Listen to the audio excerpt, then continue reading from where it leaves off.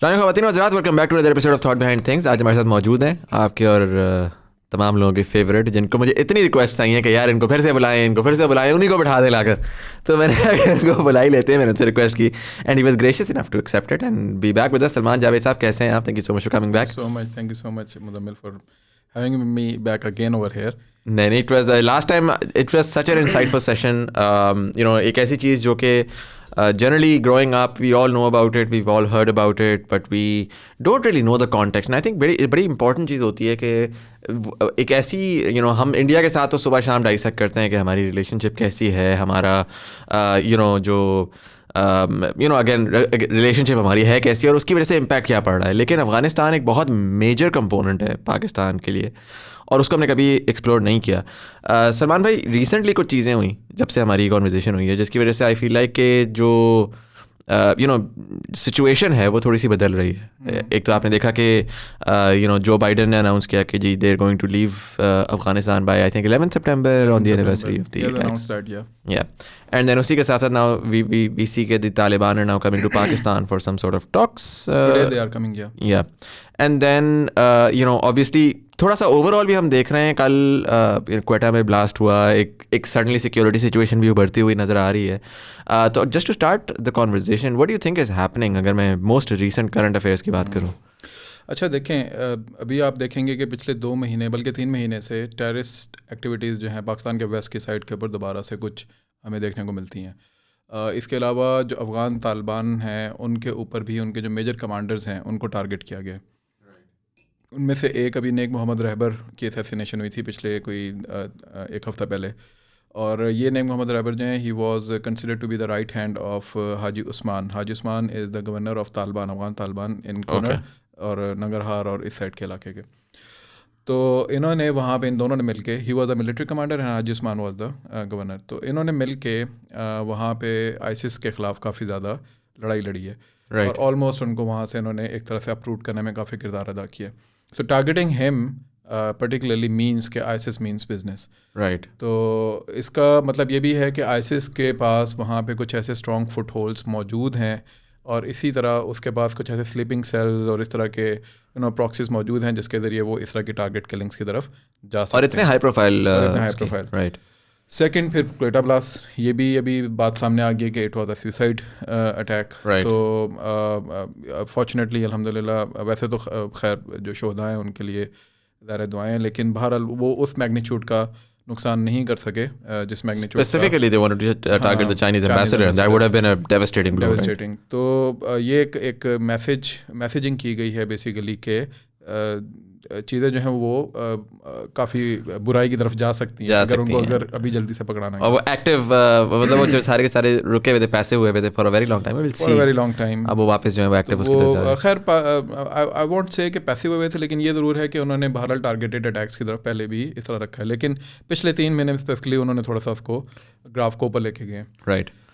अच्छा, ये जो सारी बात है, आज गनी ने कंदहार में, आज से मुराद जब हम आज ये रिकॉर्ड कर रहे हैं, आई डोंट नो ये कब पब्लिश होगा, तो आज गनी ने कंदहार के अंदर, प्रेसिडेंट गनी जो है अफगानिस्तान के, उन्होंने कंदहार में ये कहा है जी कि 2024 तक मैं प्रेसिडेंट हूँ और मैं जो है वो प्रेसिडेंट रहूँगा और अपनी गवर्नमेंट की टर्म पूरी करूँगा। Right. Now this is in stark contradiction to what is going on with regards to peace process. Right. तो चाहे वो इस्तांबुल प्रोसेस हो, चाहे वो दोहा प्रोसेस हो, this statement in particular is very contradictory to all those elements.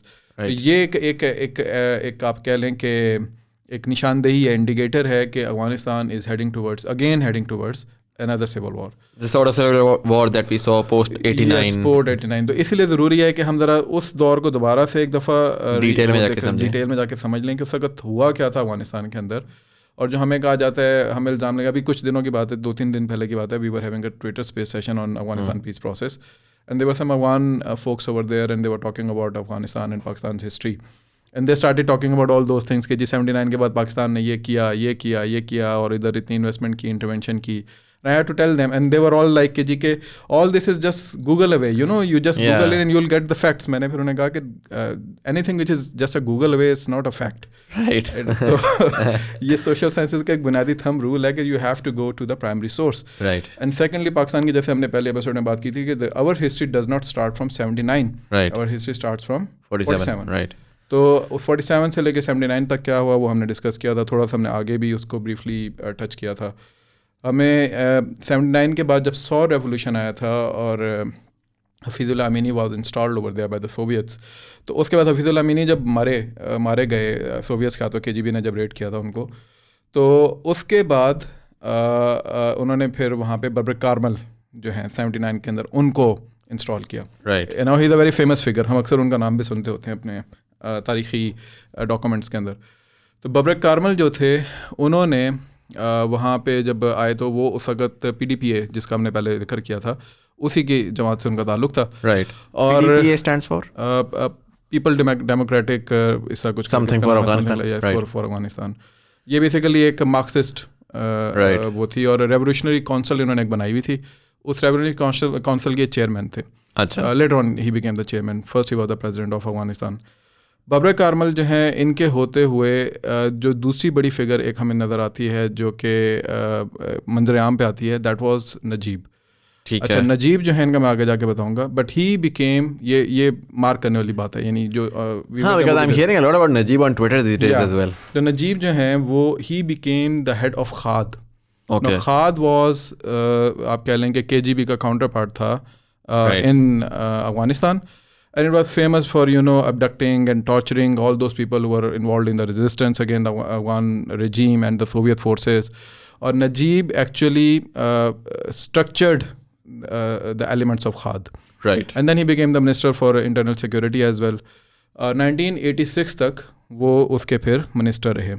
तो whatever was happening over there from 1979 or 1980 to 1986 Right. in terms of security and in terms of development of खाद especially, ये सब कुछ जो है ये president जो बाद में नजीब बने प्रेसिडेंट, ये उनके दौर में सब कुछ बना और डिज़ाइन हुआ। थोड़ा सा मुझे अगर एक्सप्लेन करें, because again I am a simple man और as a student of history, मैं जब अफगानिस्तान को देखता हूँ तो हमें तो इस तरह, पहली बात तो ये कि हमें तो लगता है कि वो एक लॉलेस लैंड था जहाँ पर कोई स्ट्रक्चर ही नहीं था। आपने ये हमें बताया 47 से 79 तक तो मतलब it was a very clear sovereign state, very powerful as well, at the time.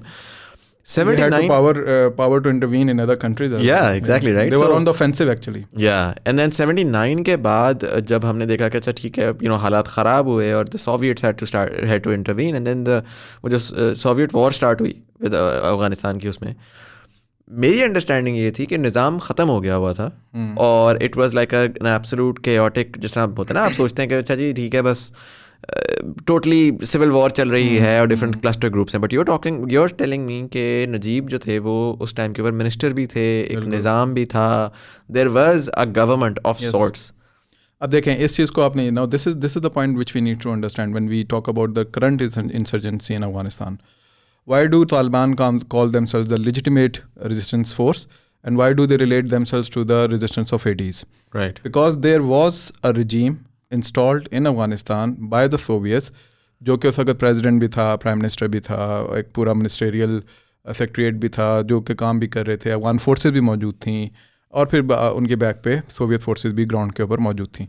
Same was happening post 9/11 as well, when there was another president Karzai, Right. उसके बाद इंस्टॉल्ड उनको तालिबान कहते हैं कि इंस्टॉल्ड गवर्नमेंट थी। उसके बाद वहाँ पे मिनिस्ट्रियल सेक्रेटरीट भी मौजूद है, अभी प्रेसिडेंट गनी मौजूद हैं, उनके भी मिनिस्टर्स मौजूद हैं, पूरा एक स्ट्रक्चर मौजूद है, उनकी भी एक आर्मी मौजूद है और उनकी बैक पे नाटो और एसाफ फोर्सेस भी उसी तरीके से मौजूद हैं जिस तरह किसी ज़माने में सोवियट्स यहाँ पे मौजूद थे। तो जो पैरेलल्स हैं ये बड़े स्टार्किंग हैं, यानी ये कोई उसमें कोई इतना खास फ़र्क नहीं है सिवाय इसके कि एक करेक्टर मेजर चेंज हुआ, and that is Soviets and NATO and ISAF. Right. NATO and ISAF and US were, they were on the other side back in 80s. Now they were on the Other side, other right. side. तो तालिबान अपने आप को उस parallel को draw करके basically ये बात करते हैं जी कि हम जिस तरह 80s की resistance we are similar like that, and we are fighting against occupational forces like you were fighting against occupational forces back in 80s. ठीक हो गया। तो वो अपने जो लोगों को कन्विंस करते हैं, लोगों को बताते हैं, अफगान लोगों को, वो इस एलिमेंट के ऊपर ला के बताते हैं. इट्स नॉट ओनली अबाउट के तालिबान की कोई आइडियोलॉजी के ऊपर लोग जाके बात करते हैं, it is about that occupational element जिसके ऊपर वो आके नेशनलिज्म के ऊपर. मज़े की बात यह है कि तालिबान का कोई भी आज तक अमीर जो है, इट नेवर एवर कोई नॉन पश्तून नहीं बना। अच्छा, हालांकि इस्लामिक वो है ना, तो इस्लाम में तो एथनिसिटी बेस्ड चीज़ें होती नहीं है, राइट। लेकिन उन्होंने अपने मैनिफेस्टो के अंदर, I have heard about this, कि अपने मैनिफेस्टो में ये चीज़ लिखी हुई है कि कोई भी नॉन पश्तून तालिबान का लीडर नहीं बन सकता। So this is something which they play around as well, they also know कि पॉलिटिक्स कैसे खेलनी है। तो खैर बैक टू 80s, तो उस वक्त 1979 से 1986 तक जितना भी सिक्योरिटी रिजीम था, it was in the hands of Najib. Right. Najib by himself was again a Marxist, socialist थे।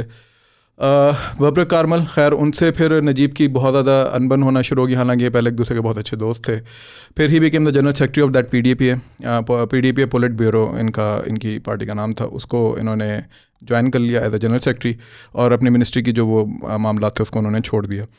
1986 में Babrak Karmal was forced to resign by the soviets and he was taken to Moscow. फिर वहीं पे वो अपनी आखिरी ज़िंदगी आखिरी अयाम उन्होंने वहीं पे गुजारे।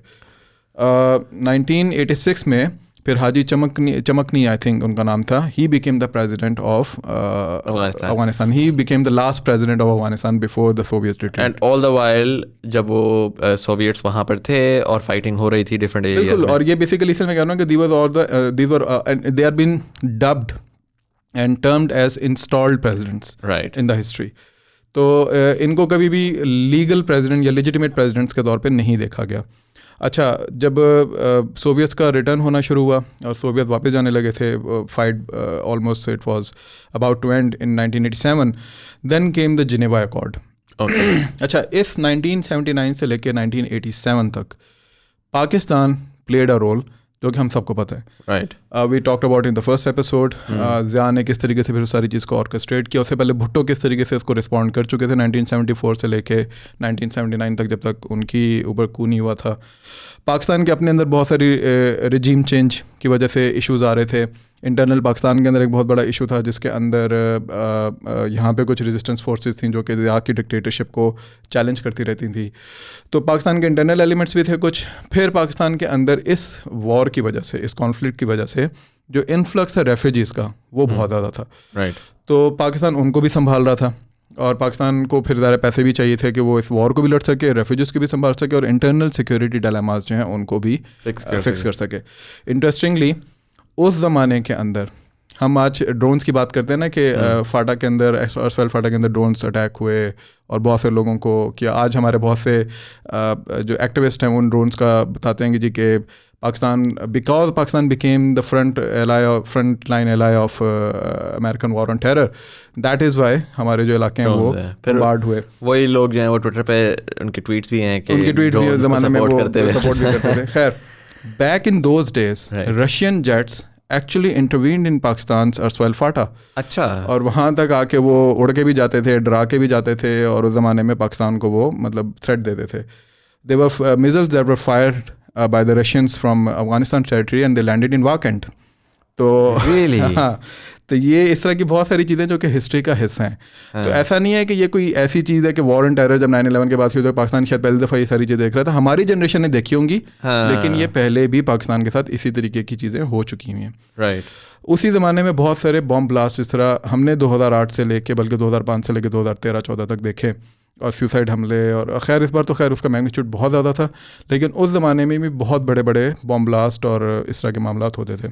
साइकिल बॉम्ब बहुत मशहूर हुआ था ज़माने में कि साइकिल्स के साथ बॉम्ब लगा दिए जाते थे। तो खाद जो थी वो उसके अंदर पर्टिकुलरली उसको नेम आउट किया जाता था कि उसके जो एलिमेंट्स हैं वो अफगान रेफ्यूजीज़ के अंदर एलिमेंट्स भेज के और वो फिर इस तरह के एलिमेंट्स को इस्तेमाल करके यहाँ पे पाकिस्तान में तकरीबी कार्रवाइयाँ करते हैं। स्मगलिंग भी फिर उन्हीं दिनों में स्टार्ट हो गई, और फिर हीरोइन, क्लाशनकोफ कल्चर, ये तमाम वो चीज़ें हैं जो कि कॉस्ट ऑफ वॉर के तौर पर पाकिस्तान को बर्दाश्त करनी पड़ी। राइट, सो इन अ वे ज़िया ने जहाँ बहुत सारी चीज़ें जो हैं वो पाकिस्तान की स्ट्रेटेजिक एलिमेंट को सामने रखते हुए उसने इकदाम किए विद रिगार्ड्स टू अफगानिस्तान, वहाँ बहुत सी चीज़ों के ऊपर हम ये देखते हैं कि वो ऑन ग्राउंड उस तरह चीज़ों को काबू शायद नहीं कर पाए, या because of this proxy war जिसको बहुत सारा ग्रे एरिया में खेलना पड़ता है, उनको भी बहुत सारे ग्रे एरियाज़ को छोड़ना पड़ा, जिसके अंदर भी मैंने बताया कि ये इस तरह के एलिमेंट्स पाकिस्तान के अंदर पेनिट्रेट कर गए। सिंस देन हम फिर देखते हैं कि पाकिस्तान के अंदर बहरहाल ये कल्चर किसी ना किसी तरीके से मौजूद है। राइट, तो इसका एक बहरहाल ओनर्स ऑफ रिस्पॉन्सिबिलिटी मौरख या जो आप कह लें कि लोग हैं वो डालते हैं ज़िया के ऊपर। तो इन अ वे हम अगर उसको देखें तो मेरा ख्याल है कि ये बात किसी हद तक ठीक भी है। राइट, लेकिन उसके अवामिल क्या थे उसके ऊपर बात कोई नहीं करता कि भाई वो इस वक्त एक वॉर चल रही थी, कॉन्फ्लिक्ट चल रहा था, और उस वॉर की एक हमेशा उसमें हमारे सोशल साइंसिस की टर्म में कहा जाता है कॉस्ट ऑफ वॉर होती है. Right. That cost of war can be your economic element, that cost of war can be your human element, and that cost of war can be something else. Right. तो हमें तो चूंकि हम बहुत बड़ी कुव्वत से लड़ रहे थे तो हमें उस कॉस्ट ऑफ वॉर को हर एलिमेंट के साथ पूरा करना पड़ा, जो कि हमने इस वॉर ऑन टेरर के अंदर भी किया. राइट. अच्छा, ज़िया जो था वो फिर उन्होंने 1987 के अंदर जब ये सोवियत रिट्रीट की बात होना शुरू हुई थी, Haji Chamkani was the president of Afghanistan, तो उसके बाद 1989 के अंदर Najib became the president of Afghanistan. Now this is also very interesting. लोग ये समझते हैं कि जो हमारे एक परसेप्शन है कि जैसे ही सोवियट्स ने रिटर्न किया तो जो मुजाहिदीन थे they actually came to the power. Right. That did not happen. अच्छा. वही PDPA जो कि सोवियट्स के दौर में इंस्टॉल्ड प्रेसिडेंट थे वही कंटिन्यू किया, और उसने ही बेसिकली इनहेरिट किया अफगानिस्तान को इवन आफ्टर सोवियट्स विड्रॉल. अच्छा. तो पाकिस्तान के जो जिनीवा अकॉर्ड जिनको हम कहते हैं वो रेजिस्टेंस के साथ उसका कोई लेना देना नहीं था. वो उन्होंने जाके साइन किए थे विद दैट रिजीम जो कि उस वक्त वहाँ पे इंस्टॉल थी, जैसे इस वक्त गनी साहब वहाँ पे बैठे हुए हैं. राइट. तो ये भी एक मैंडेट भी नहीं था उनके पास फिर, जिस फोर्स वो इंसर्जेंट्स थे. नहीं, बट मैं मैंडेट की बात में ये कर रहा हूँ कि जो फिर वो इंस्टॉल गवर्नमेंट आपने की भी और आप उनके साथ अकॉर्ड जो भी करेंगे तो इट्स अंडरस्टैंडेबल कि the country is going to fall into chaos. Yes, because the majority is on a different page. But unfortunately जो दुनिया का सिस्टम है वो UN के उसमें एम्बिट में चल रहा होता है. Right. तो UN के पास जो रिकॉग्नाइज गवर्नमेंट थी that was the government which was at on the throne of Kabul. Right.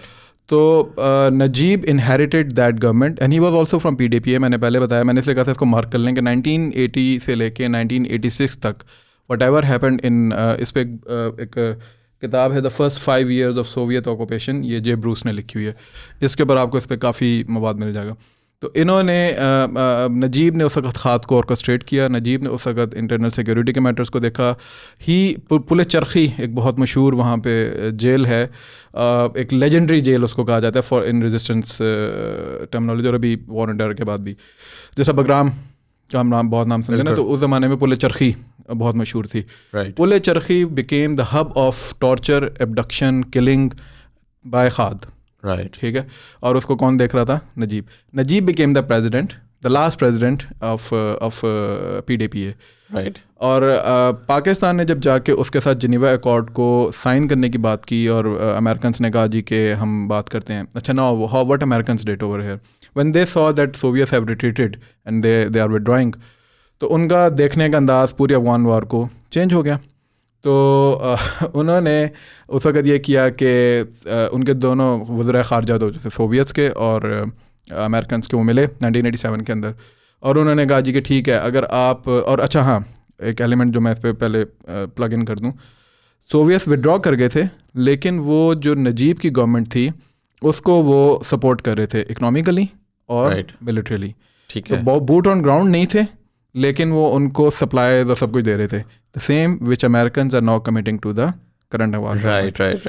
Now I am drawing all these parallels not because मैं कोई करंट गवर्नमेंट के खिलाफ हूँ, बल्कि इसलिए क्योंकि हम जब ये बात है ना हिस्ट्री से सीखेंगे तो हमें समझ आएगा पोटेंशियली क्या हो सकता है, देन आप उसके हिसाब से and we have to prepare ourselves, हमारी गवर्नमेंट को भी, और हमें भी वही सारी मिस्टेक्स नहीं दोहरानी चाहिए जिनका आगे मैं जिक्र करूँगा. और ना अफगान गवर्नमेंट के अंदर इस वक्त जो लोग बैठे हैं अफगानिस्तान के जो लोग हैं उनको वो सारी गलतियां दोबारा दोहरानी चाहिए, बल्कि जो भी फैसला हो इस तरह का हो कि फिर हम दोबारा उस सारे घड़े में ना चले जाएं जो कि 1980s के अंदर या उसके आखिर में हमने देखा था. अच्छा, तो सोवियत चूँकि उसको सपोर्ट कर रहे थे तो इसलिए आप भी देखें कि रेजिस्टेंस के पास सारी माइट थी. ठीक है. The moment Soviets withdrew from Afghanistan, the first attack that the resistance forces जो कि पूरी रेजिस्टेंस पाकिस्तान सपोर्ट कर रहा था, पीछे अमेरिकन थे, they attacked on Jalalabad. It is known as the battle of Jalalabad. Jalalabad की बैटल को अफगान आर्मी ने रिपल्स कर दिया. अच्छा. They defeated the resistance. ठीक है. राइट. उसके बाद फिर और भी बहुत सारे मार्के हुए. जलालाबाद के अंदर घुसने की बड़ी कोशिश की. हमीद गुल was the chief of ISI at that time. उनके लिए बड़ी सुबकी की बात थी. उन्होंने बल्कि पीछे कहा जी कि मुझे इसके अंदर बेनज़ीर साहिबा ने जो है वो उनकी वजह से मुझे डिफीट हुई है वगैरह वगैरह, ऐसा की बहुत सारी बातें, वो जो एक पॉलिटिकल एलिमेंट था.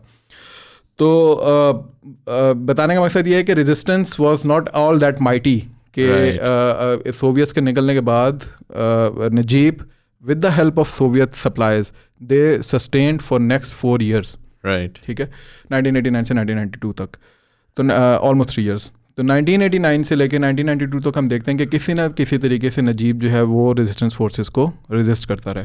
Right, because of this resistance जो नजीब की तरफ से आई, इन फैक्शंस के अपने अंदर भी लड़ाई शुरू होगी, राइट, क्योंकि हर एक को फिर हो गया ना कि यार अब तो सोवियट्स चले गए हैं, तो अब जो है वो हमें जो है वो कुछ करना चाहिए इनके साथ। इस पर मैं बाद में आता हूँ।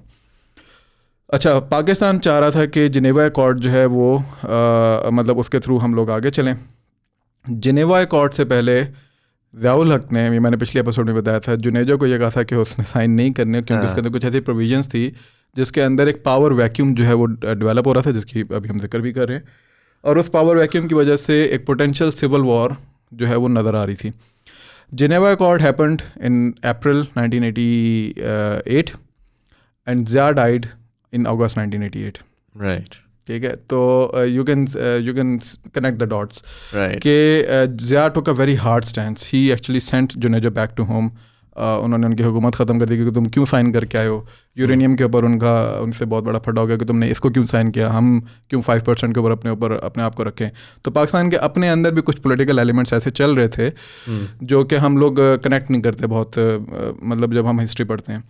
तो 1988 के अंदर जिनेवा अकॉर्ड हुए। ज़िया ने एक स्टैंड लिया। ज़िया ने कहा जी कि मैं तो रेजिस्टेंस को बैक करूँगा, मैं तो नहीं इस रजीम को बैक करूँगा जो कि सगत नजीब की सूरत में वहाँ पे मौजूद है। And Zia died in 1988 along with the military top brass. right, Akhtar Abdurrahman, who was the ISI chief from 1979 to 1987, and he was for 10 years. For 10 years. For all of this war, he was the ISI chief over there. He orchestrated, mastermind all this war, though obviously. He was the CJCS at that time. अच्छा, when he died in that plane crash. तो imagine कि हमारा 4-star general, 2 4-star general, जिसमें हमारा ज़ियाउल हक था और ये अख्तर अब्दुर्रहमान था, और उसके अलावा फिर मेजर जनरल्स भी थे और मतलब मिलिट्री की top brass, they all died in that crash. तो जब हमने पिछले दो बात की थी, जहाँ अफगानिस्तान के अंदर एक पावर वैक्यूम आया, वहीं पाकिस्तान में भी एक पावर वैक्यूम इस्टेब्लिश हो गया। Right, and these 2 elements were interlinked in a वे।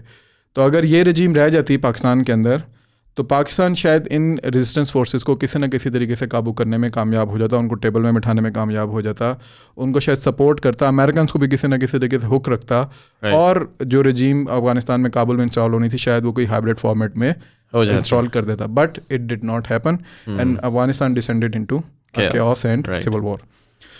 अच्छा, अब 1992 के अंदर सिविल वॉर स्टार्ट होती है? नहीं, 1989 में शुरू हो गई है। 1989 के अंदर ये हुआ था कि जब ये नजीब आए थे, तो नजीब ने, मैंने जैसे पहले बताया कि जलालाबाद की बैटल हुई और सारा कुछ हुआ, तो वो रिपल्स भी किया, लेकिन उसके बाद इन फैक्शंस के अंदर भी मामला ख़राब होना शुरू हो गया। उस वक्त एक हुआ था पेशावर अकॉर्ड, ठीक है। पेशावर अकॉर्ड के अंदर ये हुआ था कि जितने ये फैक्शंस थे, ये जो आपस में लड़ रहे थे मुजाहिदीन के, इनको आपस में बिठाया गया था कि भाई आप आएँ और आके साइन करें। अहमद शाह मसूद, उसको डिफेंस मिनिस्टर की पोस्ट दी गई थी। इस तरह बाकी भी जितने लोग थे उनको भी। हिकमत बुरहानुद्दीन, ये जो क्या हिकमत यार, गुलबद्दीन हिकमत यार जो थे, he refused to sign that accord. अच्छा, तो he was the only one from the resistance जिन्होंने कहा जी कि हम इसको साइन नहीं करेंगे। And that was the start of fighting between Hekmatyar and मसूद्स group. अच्छा, मसूद को फिर बाद में ज्वाइन कर लिया दोस्तम ने, और फिर दोस्तम के साथ साथ फिर बाकी भी जितने लोग थे वो उन्होंने जो, तो that became the famous northern alliance, जिसको बुरहानुद्दीन रब्बानी और ये सारे लोग जो उसके अंदर इन्वॉल्व हो गए थे। अच्छा, अब ये जो सारा है, मैं आपको एक छोटी सी टाइमलाइन जो है वो बताता हूँ कि जो बब्र कारमल था, ही बिकेम फ्रॉम 1979 टू 1986 बब्र कारमल, ये पहले मैंने बात की। फिर हाजी चमकनी आया 1986 से 1989 तक। 1989 से 1992 तक नजीब रहे। नजीब का मैं पहले बता चुका हूँ कि उनका किरदार क्या रहा 1980 से 1986 तक, और उसके बाद फिर वो कैसे रहा। और आजकल उनको प्रेजेंट किया जाता है that he was the saviour of Afghanistan, और आजकल वहाँ पे ये चीज़ की जाती है। और ये जितनी भी इस वक्त एलिमेंट्स अफगान गवर्नमेंट के अंदर तक बैठे हुए हैं। अच्छा, Najib was a nationalist as well, तो पश्तून नेशनलिज्म और वो सारी चीज़ें उनके अंदर काफ़ी बदरजा था मौजूद। इसीलिए आज भी आप अफगानिस्तान की जो रजीम है उसको देखते हो कि वो थोड़ी सी पश्तूनिज़म को वो थोड़ा सा ज़्यादा उठाते हैं। PTM वाले भी इसीलिए ज़्यादा नजीब को सपोर्ट करते हैं because he was a Pashtun nationalist. 16 April 1999, now this is interesting, 16 अप्रैल 1992 जब नजीबुल्लाह 1992 में ख़त्म हुआ, 16 अप्रैल से 28 अप्रैल तक पहला एम्बेसडर आया, जस्ट फॉर 14 डेज, ओके, ठीक है, और 12 डेज एम्बेसडर प्रेसिडेंट अब्दुल रहीम हातिफ, राइट। अच्छा 28 अप्रैल 1992 से लेके जून 28 जून तक 1992 तक, जस्ट फॉर 2 months एक अगला प्रेसिडेंट आया अफगानिस्तान का, and his name was Sibghatullah Mujaddidi, बहुत मशहूर है। उसके बाद फिर 28 जून के बाद बुरहानुद्दीन रब्बानी, बहुत मशहूर हैं वो, फिर ही was the face of the resistance at that time. जो पेशावर अकॉर्ड जिन्होंने साइन किए थे, मसूद उनकी पार्टी के अंदर थे, तो उनको उठा के उन्होंने प्रेसिडेंट बना दिया। ही फ्रॉम जून टू सितंबर एक सिविल वॉर, एक बहुत ज़्यादा फाइट होती रही, तो चूँकि मसूद ने फ़ौरन काबुल के अंदर जाके अपनी पोस्ट के ऊपर कब्ज़ा कर लिया था, तो बुरहान ये हिकमत यार इंटरवीन नहीं कर सके थे काबुल के अंदर, राइट। तो उसकी वजह से काबुल के थ्रोन के ऊपर फिर उन्होंने बुरहानुद्दीन रब्बानी को जाके बिठा दिया।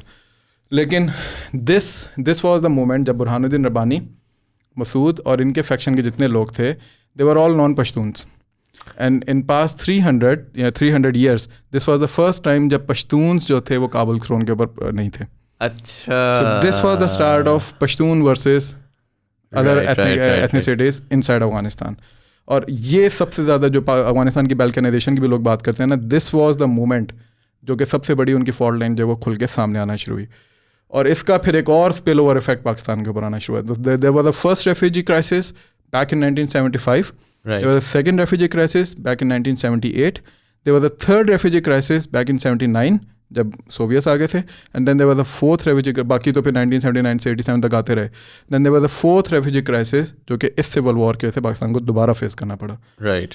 तो पाकिस्तान के ऊपर फिर से एक प्रेशर आना शुरू हो गया कि यार ये तो ना हमारी बात मानते, मैंने पिछले भी बताया था कि इनको खाना काबा भी लेके गए, सारा कुछ किया, but they were Peshawar record हुआ, सब कुछ हुआ, लेकिन they were not listening to Pakistan, not to Pakistan, not to anyone else. Right. एक बड़ा मशहूर वाक़या है किताब के अंदर, आई थिंक शुजा नवाज की किताब है, उसमें उन्होंने लिखा हुआ है कि there were negotiations going on between the soviets and the resistance forces, और उसमें कोई चीज़ों के ऊपर निगोशिएट करना था। कुछ उनके पास कैदी थे, इनके पास मेरे ख्याल है हिकमत यार के पास या मसूद के पास, और उस वक़्त के जो DGISI थे उनको ये कहा गया जी कि जाके आप इनसे बात करें, इनसे वो बंदे ला के दें।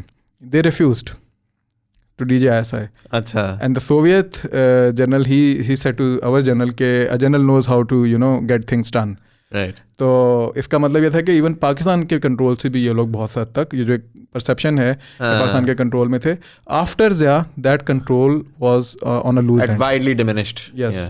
तो इस वजह से ये कहना कि पाकिस्तान के कंट्रोल में थे आफ्टर द ज़ियास डेथ, ये एक मिसपरसेप्शन है जिसको हमें बेसिकली साइड पे करना चाहिए। अच्छा, मुझे थोड़ा सा ये भी बताइएगा, जाहिर है कि 90s के अंदर Soviet union also sort of disbanded, right? वो 1991 के अंदर, 1991 के अंदर, तो वो फिर किस तरीके से, what were the was that Russia जो कि उस टाइम पे कर रहा था? 1989 से लेके 1987 से लेके 19 आप कह लें कि 90 तक सोवियट्स काइंड ऑफ ये दे वर एक्टिव इन्वॉल्व, बल्कि 1989 तक कह लें आप। 1989 ऑनवर्ड जब सोवियट्स ने वो, मैंने आपको बताया ना, जिनेवा अकॉर्ड को भी साइन कर दिया, अमेरिकन ने भी अपना हाथ उठा लिया रेजिस्टेंस के ऊपर से, तो सोवियट्स ने भी अपनी सप्लाईज बंद कर दी थी, and that is the reason कि फिर नजीब जो है उसकी रिजीम जो है वो फॉल करना शुरू की थी, क्योंकि उसके पास ना इकोनॉमिक सप्लाईज थी, ना उसके पास मिलिट्री सप्लाईज आ रही थी। So तो फिर रेजिस्टेंस को मौका मिला। पोटेंशियल रीजन एज वेल कि जब आपने बिल्कुल ही when everybody sort of lost interest and left, तो ऑटोमेटिकली एक इंटरनल फिर वो होता है ना कि इंटरनल स्पॉइल्स ऑफ वॉर के ऊपर जो है वो सारे बस, it was the game of thrones, simple as that. तो there were house Gulbuddin Hekmat यार, there was house Masood, there was house another, क्या उसको कहेंगे, बुरहानुद्दीन रब्बानी, तो they were all fighting with each other. तो काबुल वाज द थ्रोन, और काबुल के ऊपर आने के लिए ये सारे आपस में ना सिर्फ ये कि लड़ते रहे, बल्कि फिर उन्होंने अलायंसेस भी बनाए। मैं इसलिए वो पैरेलल ड्रॉ कर रहा था with the current regime of Ghani, कि इस वक्त भी प्रेसिडेंट गनी जो हैं उनको ये देखना चाहिए कि जिनके ऊपर वो बैंक कर रहे हैं, नंबर 1 देयर ओन एलाइज जो भी हैं, नंबर 2 द फॉरेन सर्विस, जो कि अमेरिकन कह रहे हैं कि जी कि हम यहाँ से जाएंगे लेकिन आपको पैसे देते रहेंगे। This was the same strategy that was adopted by the Russians, right, कि हम निकल जाएंगे लेकिन तुम्हें पैसे देते रहेंगे तो तुम सस्टेन रहोगे। But the moment they lost interest in Afghanistan, और उन्होंने कहा भाई हम अपना देख लें, हम तो खुद टूट गए हैं, हम खुद रशिया बन गए। अमेरिका शायद दूसरा तो ना टूटे, लेकिन obviously they will have a lot more other things to do. वो अपना जो है वो $20 ट्रिलियन का एक इंफ्रास्ट्रक्चर प्लान लेकर आ रहे हैं। तो अभी मैं देख रहा था आज ट्वीट पे ही वो जो बाइडेन कि उस पर उन्होंने कहा था $300 मिलियन हम कमिट कर रहे हैं, तो वही उन्होंने कल किया ना ट्वीट, ब्लिंकन ने किया, राइट ब्लिंकन ने ट्वीट किया। तो ब्लिंकन ने इसलिए ट्वीट किया ना कि भाई जो उनका तरीक़ाकार होगा वो यही होगा कि वो किसी न किसी तरीके से यहाँ पर पैसे फेंकते रहें। और पैसे भी कितने फेंक रहे हैं ना, मतलब आपके 300 मिलियन इज नथिंग, $2 ट्रिलियन की वॉर है और आपने 300 मिलियन तो but this can be termed as a first instalment as well, but also as an indicator कि भाई ये ज़्यादा नहीं देंगे आपको, इतना ही देंगे कि आप लोग किसी तरीके से सस्टेन कर जो for a certain time period, उसके बाद क्या। तो these people whom you are fighting against, they are here to stay और they are Afghans, ठीक है। तो आप या तो उनको एलिमिनेट करने का सोच रहे हो, वो आप कर नहीं सकते, या तो आप उनके खिलाफ पूरी लड़ाई लड़ने का सोच रहे हो, तो फिर आप अफगानिस्तान को सिविल वॉर की तरफ लेके जा रहे हो। So that is why we drew those parallels के भाई उस वक्त भी यही हुआ था। अभी वो डेजा वू वाला सीन है कि बिल्कुल वही चीज़ें दोबारा से पोटेंशियली होती नजर आ रही हैं। दो तीन सवाल मेरे दिमाग में आ रहे हैं। देखिए अभी आप सारी बात कर रहे हैं, आप मसूद ग्रुप की बात कर रहे हैं, आप मसूद ग्रुप की, आप हिकमत यार ग्रुप की बात कर रहे हैं। अभी तक मैंने तालिबान का नाम नहीं सुना। अभी मैं आता हूँ, ठीक है, तो पहला 1994 के अंदर आते हैं ना वो, राइट। और यही सबसे इंपॉर्टेंट, ये जो आपने सवाल किया ना, इट इज़ वेरी इंपॉर्टेंट। इससे पहले कहीं में भी तालिबान का नाम नहीं था, राइट। तो लोगों के जहन में ये भी जो मिसपरसेप्शन है कि जो तालिबान तो वो 80s की पैदावार है और फलाना है। Resistance forces they became the Northern Alliance. Okay. And Taliban, this was altogether another faction. Right. ठीक है। हाँ, इसमें कुछ एलिमेंट्स ज़रूर थे जो कि रेजिस्टेंट फोर्स के साथ किसी ना किसी तरीके से कहीं ना कहीं लड़ते रहे, but as a group there was no Taliban back in 80s और even early 90s। Right. So Taliban पे एक तो हम आएंगे, दूसरा मैं थोड़ा सा समझना चाह रहा हूँ करंट सिचुएशन के अंदर, अगर आप थोड़ा सा उसके बारे कर सकें, and obviously will do probably you know post 9/11 we're going to do it more detailed conversation there as well. I know for a fact a lot of viewers were hoping कि आज हम उस पर बात करेंगे, बट ये कि we'll do that मैं इसलिए साथ टच कर रहा हूँ कि आजकल क्या चल रहा है और पीछे क्या चल रहा है। we'll do it more detailed one as well कि post 9/11 हुआ क्या, वजह उसकी है कि अभी कुछ ऐसी चीज़ें हो रही हैं कि I thought कि it's more pertinent कि हम ज़रा इस पार्ट को करें। बट अगर मैं करंट सिनारियो में उठाऊँ, देखिए हमारे पास एक हक्कानी ग्रुप एक वो आता है जिस पहले भी हमने जिक्र किया कि the worst face of terrorism to op-ed on New York Times and a documentary. तो एक तो वो ग्रुप है, हमें सब वो है, अच्छा बड़े अच्छे से वो खामोश है वैसे ग्रुप, उसके बारे में जो तालिबान आया पाकिस्तान में वो अच्छा he is the one who is here. अच्छा, दूसरा जो है so एक तो तालिबान ओवरऑल वाइडर तालिबान है, और it seems that it is much more structured today than it was back in the days. So we're hoping that there will be less infighting at the very least within the Taliban. Are there any other groups or any other sort of factions that is control Afghanistan of today? Yeah, is it just right now the government that seemingly is installed and Taliban on the resistance side? अच्छा, तालिबान को समझने के लिए ना पहले तो हमें ये समझना होगा कि Taliban either they are a terrorist group number 1, or they are a guerrilla group, or they are insurgents, ठीक है, या they are a political force. There is a difference between all these four. What we do is कि हम तालिबान का parallel draw करते हैं al Qaeda के साथ, तालिबान का पैरेलल ड्रॉ करते हैं आईसिस के साथ, और somehow TTP के साथ. Right. TTP, Al-Qaeda, ISIS, some way or the other they were all terrorist groups. Right. ठीक है. A small group of people जो कि terrorist activities को अपने political agendas के लिए pursue करते हैं. Right. या कोई एक सिग्नेचर छोड़ते हैं किसी जगह के ऊपर. But on the other hand Taliban is a more organised organisation जो कि एक पोलिटिकल फोर्स के अंदर इवॉल्व हुई है. They were insurgents, from insurgents they became a political force of Afghanistan. They became the rulers of Afghanistan. Right. Not Al-Qaeda, not ISIS, not TTP. None of them were ever remain ruler of any area. Right. What to talk about? And it's also very important ना कि वो जितने भी groups थे वो एक set of people था जो कि अगर rule करता भी तो it would always have been a set of people. Yes. With Taliban you have an entire structure भी है और population भी है ना. अच्छा. That backs them as well. पीछे के दौर में अगर हम देखें 90s के अंदर तो they were more of an insurgent group. और उनकी पॉपुलरिटी जैसे मैंने पहले एपिसोड में भी कहा कि kind of robin Hood figure के तौर पे मुल्ला उमर उभरे थे. उनको वो 2 लड़कियों को छुड़वाने गए, उसके बाद जो वो 2 बंदे थे जिन्होंने उनका रेप किया था और उनके साथ ज्यादती की थी, उनको उन्होंने लटका दिया था, हैंग कर दिया था. उसकी वजह से पूरे अफगानिस्तान के अंदर ये इरप्ट होना शुरू हो गया था कि यार हमें जो है वो आप करें, यानी सपोर्ट करें. तो Taliban became kind of robin hoods of that time period के जी, कि जहाँ पे भी कोई ज़्यादती और इधर कोई उन तक पहुँचता था, ख़त पहुँचता था, तो फिर वो जाके वहाँ पे इंटरवीन करते थे. It was not a consolidated और सिनर्जाइज्ड ऑर्गेनाइजेशन और ग्रुप, पॉलिटिकल मूवमेंट या पॉलिटिकल मूवमेंट नहीं थी. इसका हमें यहाँ से पता चलता है कि बेनज़ीर की हुकूमत थी. अच्छा, बेनज़ीर साहिबा का भी हम थोड़ा सा इसमें जिक्र कर लेते हैं. उस ज़माने में मरहुमा जो थी वो प्राइम मिनिस्टर थी पाकिस्तान की. 94 की बात है जी. तो उस ज़माने में नजीब, बल्कि उससे पहले की बात है, नजीब जब 92 से पहले की बात है, Najib was the president, right, and Benazir was against the government of Najib. ठीक है. हालांकि ये लोगों को ये समझ में आती है ना कि जो रेजिस्टेंस थी वो तो ज़िया ने बनाई थी, और ज़िया जो है वो रेजिस्टेंस को चला रहा था. Benazir, on the other hand, she was pursuing the same policy. So she was against Najib's regime. Also, she was in talks with them because Which of. is also very interesting because People's Party has always been left, right? Yeah, so you'd always, think always. एक ideological connection जो है वो नजीब के साथ मिलेगा, but नहीं, लेकिन देखे ना, वो हालांकि वो भी सोशलिस्ट थे, ये भी सोशलिस्ट रिफॉर्मिस्ट पार्टी है, लेकिन मैंने जहाँ पहले एपिसोड, स्टेट्स जब आपस में इंटरेक्ट करती हैं वो नेशनल इंटरेस्ट को सामने रखती हैं.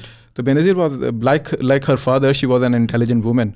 She knew कि उनका इंटरेस्ट कहाँ पे. तो उन्होंने जनरल असीदुद्दीन बाबर को उस वक्त टास्क दिया था. ही वाज वज़ीर दाखिला थे उस वक्त, वो इंटीरियर के वो मिनिस्टर थे. तो उन्होंने उस वक्त ये टास्क दिया था कि आपने उस अफगानिस्तान के जितने भी वॉल लॉर्ड्स हैं, जो काबुल की गवर्नमेंट है, इसको बाईपास, उस वक्त बुरहानुद्दीन रब्बानी आ चुके थे, काबुल के गवर्नमेंट को बाईपास करते हुए आपने इन वॉल लॉर्ड्स के साथ निगोशिएट करना है कि ये पाकिस्तान को रास्ता दें towards Central Asia for some energy projects. Right. And that is the reason जिसकी वजह से बहुत सारे लोग ये कहते हैं कि जी के, और इसी को निगोशिएट करने के लिए उन्होंने एक डेलीगेशन भी भेजा जिसको कंदहार के बाहर इनमें से कुछ वॉल लॉर्ड्स ने पकड़ लिया था. अच्छा. उसको छुड़वाने के लिए उन्होंने नसीरुल्लाह बाबर के थ्रू तालिबान को कम्युनिकेट किया कि हमारी मदद करें और हमारे डेलीगेशन को छुड़वाएं. That was the start of Pakistan's linkage and Taliban linkage. Right. तो जो हम पे इल्ज़ाम लगता है कि जी शायद हमने ही तालिबान को वहाँ पे पैदा किया था, तो ऐसा नहीं है. Actually it was the other way around.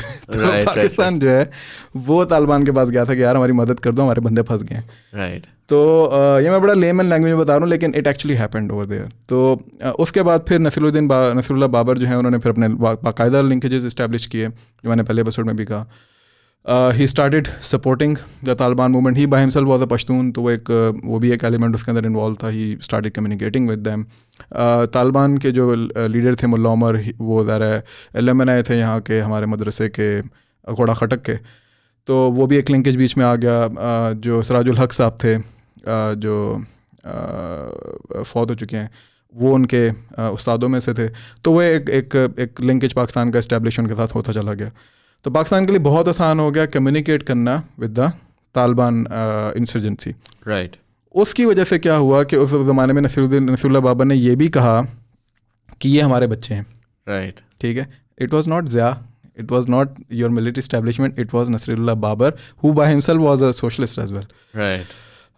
उसके बाद फिर बेनज़ीर ने भी बाद में एक दफ़ा ये बात कही, बेनज़ीर साहिबा ने भी, कि ये हमारे बिगड़े हुए बच्चे हैं.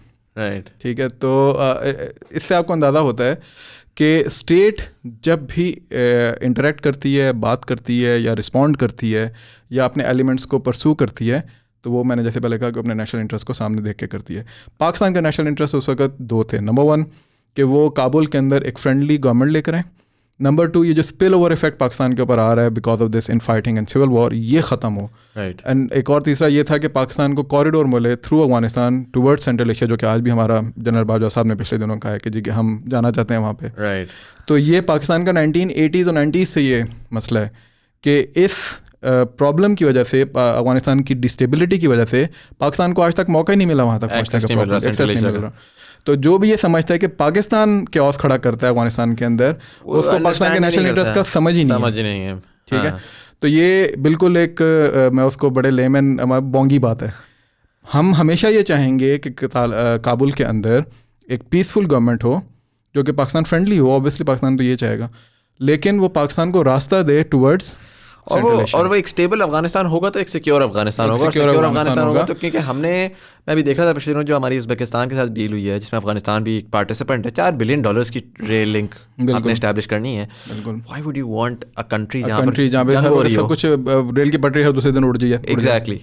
तो ये एक बिल्कुल एक मैं कहूँगा कि एक इरेशनल सी बात है। आई एम सॉरी टू से कि ये अगर कोई बात किसी को बुरी लगे, लेकिन ये बहरहाल इट्स अ ग्राउंड रियलिटी कि पाकिस्तान क्यों चाहेगा कि अफगानिस्तान के अंदर हर वक्त आग और खून का तूफान खड़ा रहे। राइट। पाकिस्तान चाहेगा कि वहाँ पे स्टेबिलिटी, यही बेनज़ीर चाहती थी। मैंने आपको कहा था कि इज़्ज़ा के बाद भी जितनी भी गवर्नमेंट्स हैं, चाहे वो नवाज शरीफ की है चाहे बेनज़ीर की है, सब ने पॉलिसी यही परसू की है कि अफगानिस्तान के अंदर एक फ्रेंडली गवर्नमेंट रहे। अब वो friendly government could have been a regime of Najib, it could have been a regime, हमने इसलिए जिनेवा अकॉर्ड भी साइन किया उनके साथ, और जिसको रेजिस्टेंस ने रिजेक्ट किया। हमने साइन किया गवर्नमेंट ने, लेकिन रेजिस्टेंस ने रिजेक्ट किया। खैर वो ज़िया ने भी उसको रिजेक्ट किया था। वही पॉलिसी फॉलो की बेनज़ीर साहिबा ने, अब वही पॉलिसी आगे फॉलो की नवाज शरीफ साहब ने। नवाज शरीफ बेचारे के ऊपर बहुत ज़्यादा इल्ज़ाम लगते हैं, आई मे हैव पॉलिटिकल, लेकिन उस पर इल्ज़ाम लगते हैं कि जी उसामा बिन लादेन से पैसे भी लेते रहे हैं, ये भी करते रहे, वो भी करते रहे। The same policy was pursued by Peoples Party as well. Right. पैसे नहीं लिए उनसे, लेकिन ये है कि बहरहाल उनको यूज़ ज़रूर किए। तो बताने का मकसद ये है कि कभी भी हम लोग इसको इस तनाजुर में ना देखें कि ये एक पार्टी या दूसरी पार्टी या एक शख्स या दूसरे डिक्टेटर की पॉलिसी थी। It was state's policy which was pursued later on, and it started back in 70s when Bhutto was there. Right. ठीक है, and even before that when Hussain Shaheed Suhrawardy was the prime minister of Pakistan. Right. And I think जो उसके बाद probably जो चीज़ मैं देखता हूँ ना हमारी यंगर पॉपुलेशन के अंदर, when they are looking at history, वो ज़्यादा ब्लैक एंड वाइट समझते हैं। वो कहते हैं कि यार एक्सट्रीमिज़म हुआ तो टेररिस्ट अटैक्स हुए, एरगो एक्सट्रीमिज़म ना होता तो टेररिस्ट अटैक्स ना होते। It's not that simple. Exactly. I mean, there are always gray areas. There are always gray areas and there is always a lot that is happening, right? Like अगर हम आज की बात करें तो हम चाइना के बेस्ट फ्रेंड हैं, लेकिन अमेरिका चाइना के ख़िलाफ़ है, तो हम उधर चाइना अमेरिका के साथ भी हमने पार्टिसिपेट करना है, बट मिडल ईस्ट पूरा एग्जिस्ट कर, तो आपने 100 डिफरेंट लोगों की 100 डिफरेंट बातों को मैनेज ऐसे करना है जिसमें आप भी सिक्योर रहें, Exactly. आपके इंटरेस्ट भी पूरे होते रहें, एंड डेफिनेटली फिर उसमें आप ऐसे डिसीजंस लेंगे जो कि शायद आज से 10, 12, 20, 15 साल बाद आप जाके देखें तो हाइंड साइड में बड़ा आपको इजीली लगेगा यार ये गलती थी। Exactly. बट उस टाइम के ऊपर दे वर द मोस्ट लॉजिकल। और अभी भी देखें, मैंने इसलिए पैरेलल ड्रॉ किया कि अभी भी पाकिस्तान के सामने उसी किस्म के चैलेंजेस दोबारा खड़े हो रहे हैं। अफगानिस्तान के सामने भी वही चैलेंजेस खड़े हो रहे हैं जो कि पीस प्रोसेस के अंदर हम लोग सारी जो व्यूवर्स भी बार बार कमेंट कर रहे थे कि उस पर बात करें। We are facing again the same challenges. मैंने इसीलिए 1980 से लेके 1988 तक और फिर 88 से 92 तक का कुछ मैंने ब्रीफली टच किया, इसीलिए ताकि लोगों को समझ में आए कि उस ज़माने में भी एग्जैक्टली यही सिचुएशन थी। राइट। आज भी वही एलिमेंट्स, द मसूद ग्रुप, उनके जो बेटे और उनके जो भाई हैं वली मसूद और डॉक्टर अब्दुल्ला, करीम खलीली, ठीक है। अच्छा, doctor Abdullah is part of the Massoud group, yes, and he is right now in the sitting government. He is right now, he remain the president, vice president I think, और उसके बाद वो अभी जो है वो जो high council of peace national reconciliation जो है उसके वो चेयरमैन भी हैं। तो and he was recently either he was in Pakistan or he came to Pakistan last year, और उन्होंने बहुत सक्सेसफुल उनका यहाँ पे एक ऑलमोस्ट स्टेट प्रोटोकॉल उनको दिया गया था। वो यहाँ पर आए भी थे उनके, बल्कि मैं जो स्ट्रेटेजिक कम्युनिकेशन के उनके डायरेक्टर हैं, उनके जो एडवाइज़र हैं, उनसे भी मैं मिला था, मुजीब रहीमी साहब से, doctor Mujib Rahimi. He was fantastic guy. तो वो उनसे जब मेरी बातचीत हुई, सारा कुछ हुआ, Mujib Rahimi by himself is an alumni of Peshawar university, Islamia university. Right. तो इससे अंदाज़ा करेंगे Ahmad Shah Massoud father's grave is in Peshawar. अच्छा। तो इससे अंदाज़ा करें, they all have a very very close connection with Pakistan. Right. हमने बहरहाल कुछ गलतियाँ उस वक्त की। एक तो हमसे ये हुआ कि हमारे ऊपर से वो रजीम चली गई जो इनको कंट्रोल कर रही थी। राइट। उसके बाद फिर हमने इनको सिंपल प्रॉक्सीज के तौर पे यूज़ करने की कोशिश की, and that backfired. That was the policy flaw of Pakistan which we need to discuss.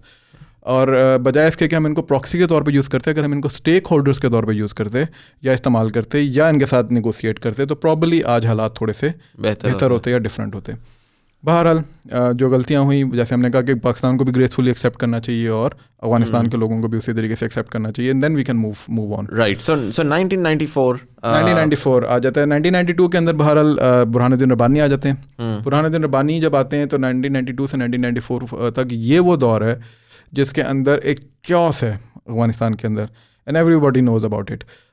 एक कास्टिंग शेडोज़ के नाम से एक रिसर्च पेपर है। It was written by some researchers back in 2001 या 2000 से लेकर 2003 तक उन्होंने पूरी सर्वे किया था, एंड उसके अंदर उन्होंने ये बात की है कि उस ज़माने में जो वॉर क्राइम्स हुए हैं, उससे पहले भी और उसके बाद भी, और इवन तालिबान के भी उन्होंने उसमें वॉर क्राइम्स को इंक्लूड किया है, जो वॉर क्राइम्स हुए हैं दे वर हीनियस, राइट, ठीक है। और सो मच सो कि Ahmad Shah Masood was fighting against the Hazaras जो हैं वो अपनी पोस्ट उठा के और अपने पैसे उठा के और अपने सारे असला उठा के हिकमत यार को दे रहे हैं। हिकमत यार आ रहे हैं तो वो मसूद से लड़ रहे हैं, और बुरहानुद्दीन रब्बानी साहब प्रेसिडेंट हैं, और हर इलाके में हर वॉरलॉर्ड ने अपनी एक वो बनाई हुई है, राजधानी बनाई है। It was the most balkanized, not practically but मतलब in a way balkanized Afghanistan at that period of time, right. और ये वो दौर था जिसके अंदर फिर वो वाक़या हुआ जिसकी वजह से मुल्ला उमर जो है वो सरफेस पे आए। Right. और उनको फिर आके कुछ लोगों ने कहा कि भाई इस तरह 2 लड़कियों को उठा के ले गए, उनके बाल मूंड दिए, उनके साथ ज़्यादती कर रहे हैं 2 मकामी कमांडर। उनको जाके फिर उन्होंने पकड़ा, उनको हैंग किया, उनको मारा, लड़कियों को छुड़वाया, and then he became the Robin Hood figure.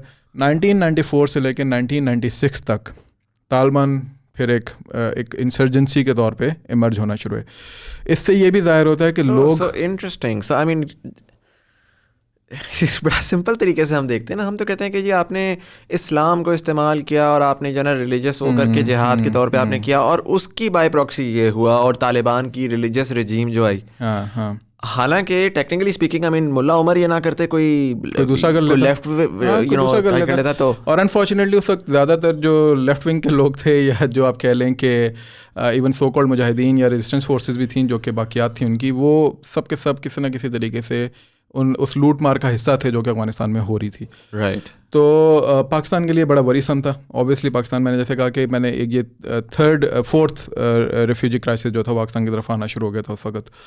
और पाकिस्तान के अंदर भी उस ज़माने में आपको याद होगा सेक्टेरियन एलिमेंट्स ने बहुत ज़्यादा सर उठाना शुरू कर दिया था। क्लाशनकोफ कल्चर जो मैंने कहा, जो कि ज़िया के दौर में ग्रे एरियाज़ मैंने बताया कि वो आए थे, तो वो अब उसका खुमियाजा अब हमने मिड 90s के अंदर भुगतना शुरू कर दिया था। राइट। सो मैंने नसरुल्लाह बाबर की बात की कि वो ही वाज इंटरेस्टिंग यू से सेक्टेरियन, बिकॉज रिसेंटली अगर पाकिस्तान के इंटरनल हालात को देखें तो फिर से वो यहाँ पर भी वही एग्जैक्टली वही सारी चीज़ें दोबारा होना शुरू हो गई हैं। तो ये वो तमाम चीज़ें हैं जो कि किसी ना किसी तरीके से पाकिस्तान को बाइट बैक कर रही थी। तो पाकिस्तान को ज़्यादा रिस्पॉन्ड तो करना था, लेकिन पाकिस्तान के पास ऑप्शंस बिल्कुल भी नहीं थे, क्योंकि रेजिस्टेंस उसके हाथ से निकल चुकी थी। They were all out of control. वो अपना लड़ रहे थे, अपनी एक दूसरे को मार रहे थे। कोई पाकिस्तान के पास कोई ऐसी रजीम नहीं थी अफगानिस्तान में रबानी के अलावा, रबानी से वो कम्युनिकेट करते थे।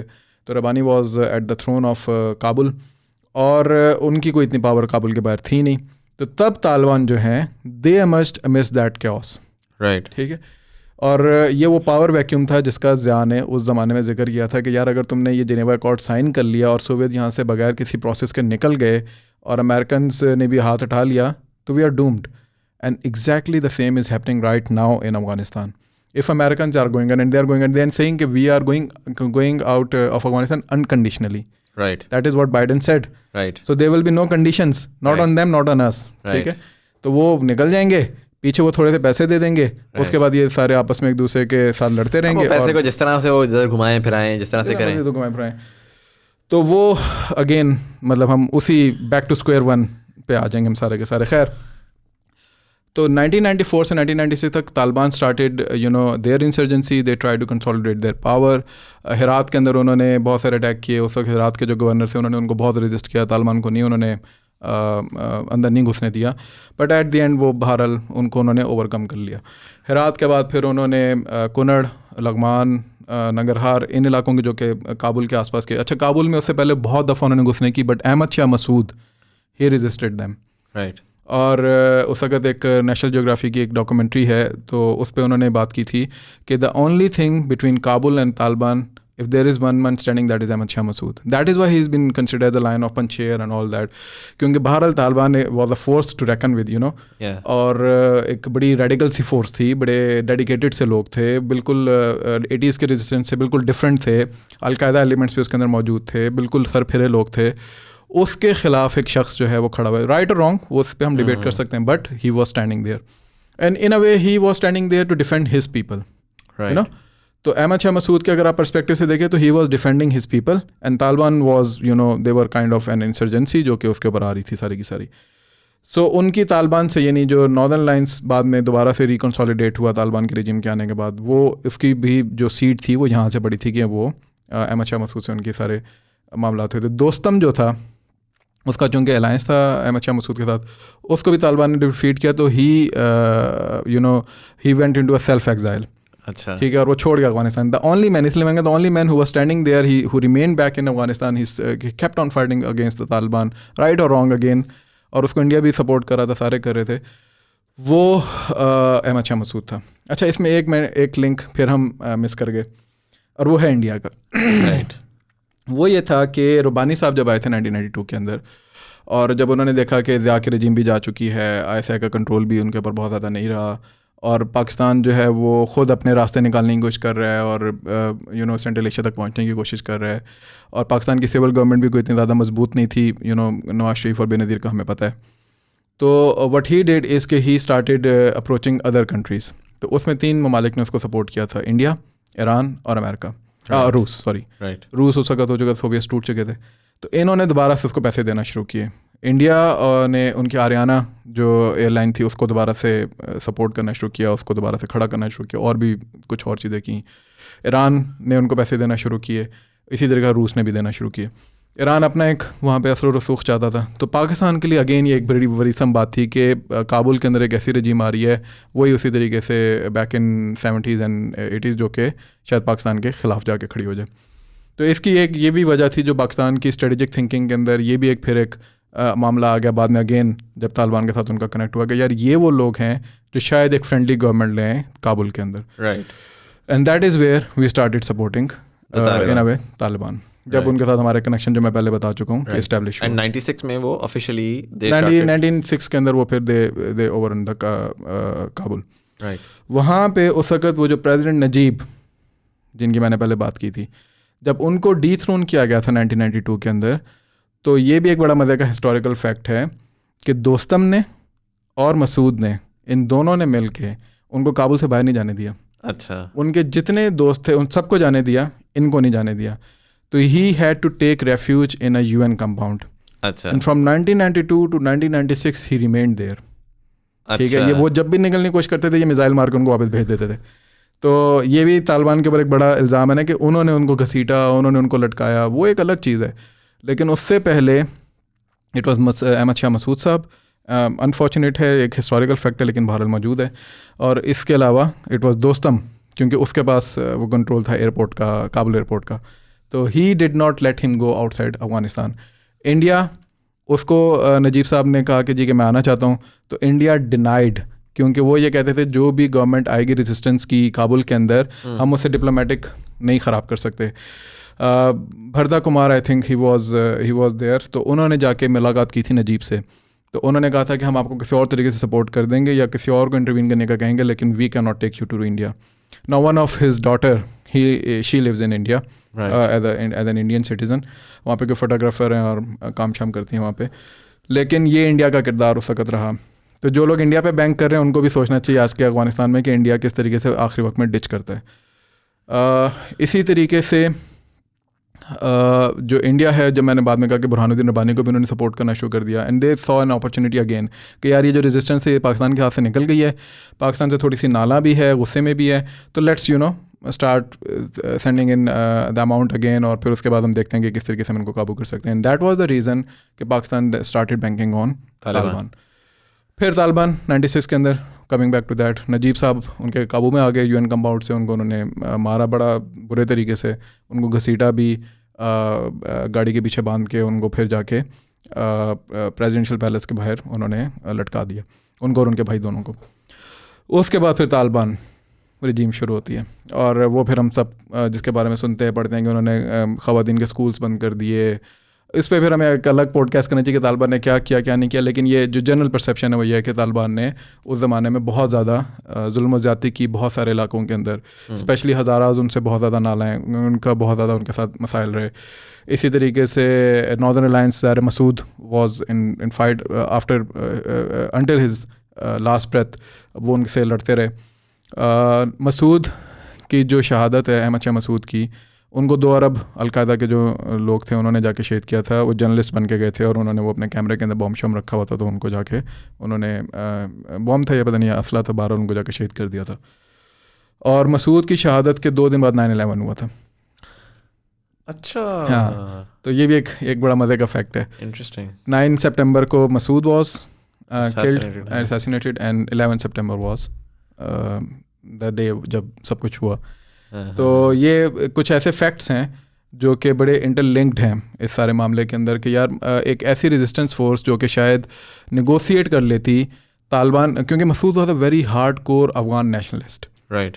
तो अगर वो जो मेरा अपना ये मेरा पॉइंट ऑफ व्यू है, ये मेरी एजम्पशन है जो इतना मैंने उनको पढ़ा है, तो अगर कोई बाहर से बैरूनी फोर्स आ रही होती माइट हैव बीन पॉसिबल कि वो तालिबान से हाथ मिला लेते, ठीक है, और हो सकता था कि वो चाहते कि भाई अभी अपनी लड़ाई ख़त्म, बाहर से लोग आ रहे हैं तो लेट्स डिस्कस के इनको कैसे रेजिस्ट करना है, but they eliminated that factor, right, ठीक है, आफ्टर द 9/11 हैपेंड और फिर सारा कुछ जो कुछ हो हमारे सामने।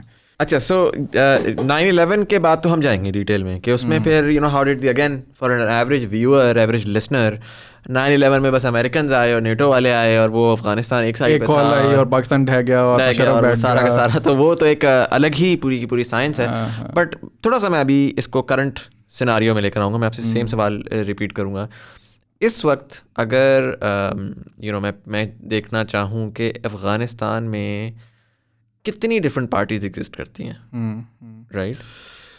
देखें, जो मैंने फैक्शंस पहले बताया था ना, 7 जमातें थी, ठीक है, कुछ मर्ज कर गई, कुछ रह गई, लेकिन अभी भी फैक्शन पार्टीज तो पॉलिटिकल पार्टीज वगैरह बहुत सारी होती हैं, लेकिन मेजर फैक्शंस वही 6-7 अभी। करीम खलीली भी मौजूद हैं, मैंने कहा कि अहमद शाह मसूद का जो फैक्शन है जिसके अंदर उनके बेटे इस वक्त और उनके भाई और डॉक्टर अब्दुल्ला ये भी मौजूद हैं।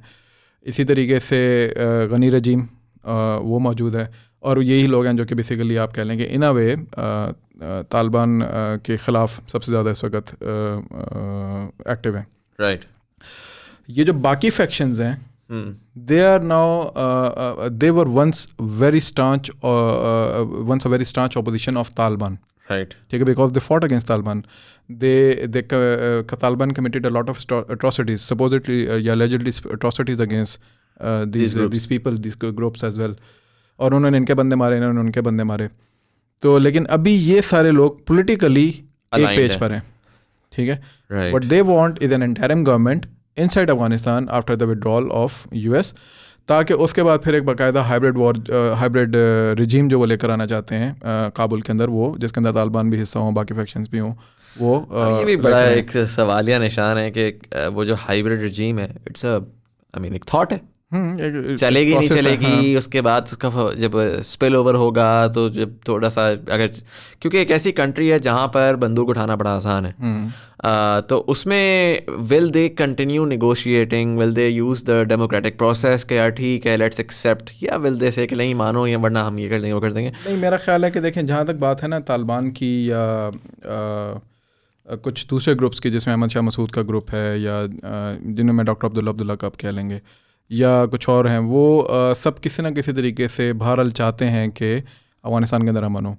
And we can say assume the same for the current Afghan regime as well. Even president Ghani और अमरुल्लाह साले भी इन अ वे वो भी तो यही चाहते होंगे कि अफगानिस्तान के अंदर अमन हो, बट ऑब्वियसली वो अपने पर्सपेक्टिव से देख रहे हैं चीज़ें, वो being at the helm of affairs, वो शायद समझते हो कि सर्टन फैक्शंस हमारे लिए पॉलिटिकल अपोजिशन है, और पॉलिटिकल अपोजिशन होने की वजह से शायद हमारे लिए थ्रेट भी हैं, right. और उसमें वो तालिबान को ज़ाहिर है वो प्रायोरिटी पे रखते हैं।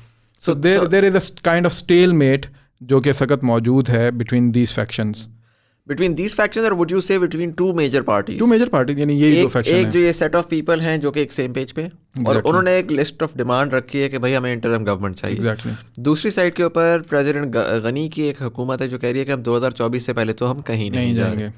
अब पोटेंशियल आउटकम जो हमें इसमें नज़र आता है वो ये नज़र आता है कि सितंबर 11 को the American leave, the opposition, effective Americans might leave before that even, वो September 11 तो उन्होंने एक right, so हम कहते हैं कि जी एक टाइम के ऊपर they decide to leave, and when they decide to leave so they gave a deadline to the sitting government, you have to leave and bring in an interim government or talk to them, but the sitting government is not talking to them. Yes, they were not in the Istanbul dialogue. आज मैंने ऐसा कहा कि आज कंधार में जब हम ये प्रोग्राम रिकॉर्ड कर रहे हैं, आज कंधार में प्रेसिडेंट गनी ने ये बात कही है कि वो 2024 तक अपनी जो टर्म है उसको पूरा करेंगे।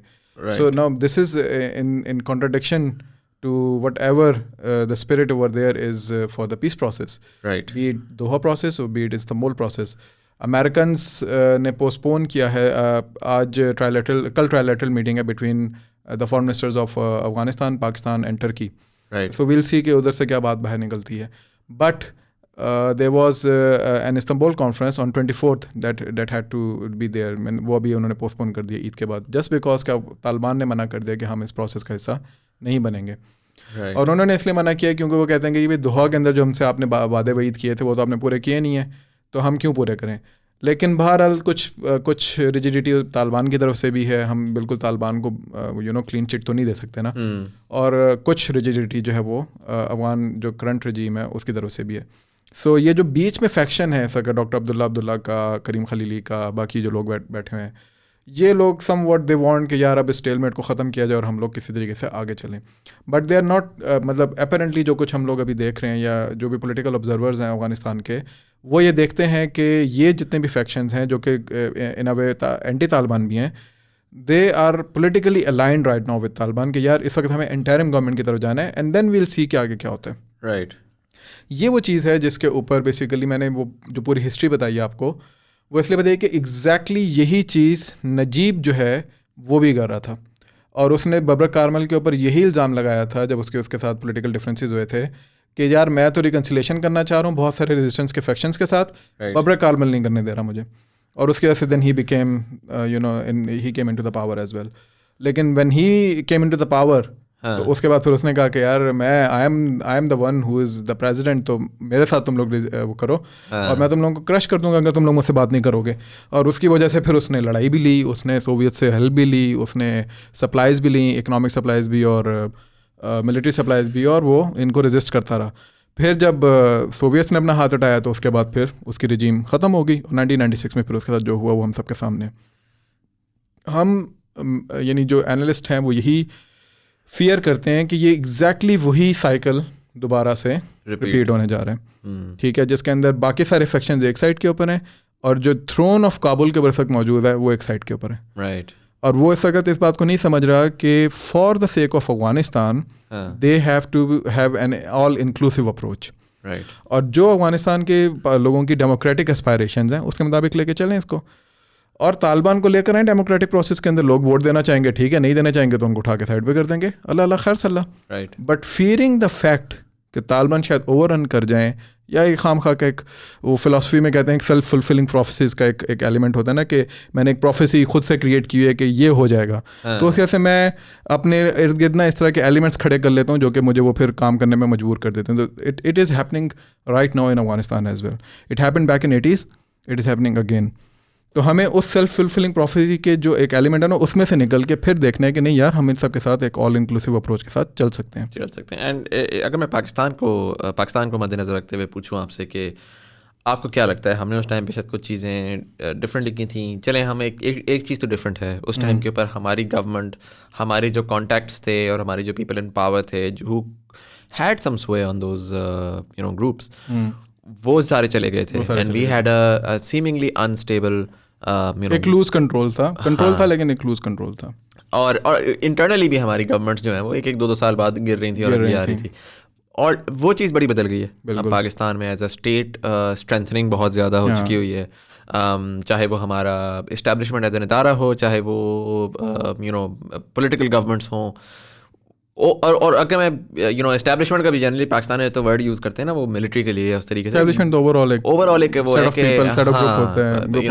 ग्रुप ऑफ पीपल हैं जिनके पास पावर है, चाहे वो जुडिशरी से हो चाहे ब्यूरोक्रेसी से हो, वो एटलीस्ट वो एस्टैब्लिशमेंट जो है ना वो एक सेम पेज के ऊपर है। बिल्कुल उसको और जाहिर है कि पिछले 15 साल 20 साल के अंदर पोस्ट वॉर एंड टेरर जो लिंकेजेस इस्टेब्लिश हुए, एंड अगेन जिस तरह आपने कहा कि हकानी साहब जो है वो पाकिस्तान आ रहे हैं डिस्कशन करने के लिए, and he will have some certain sway as well. What do you think Pakistan has or Pakistan can do at this point in time that could change that history that you're seeing now will repeat? लेकिन पाकिस्तान तो अपनी सारी कोशिश कर रहा है। उसकी कोशिशें किस तरह नज़र आती हैं, आप सिर्फ पिछले 1 साल की टाइमलाइन उठा के देख लें।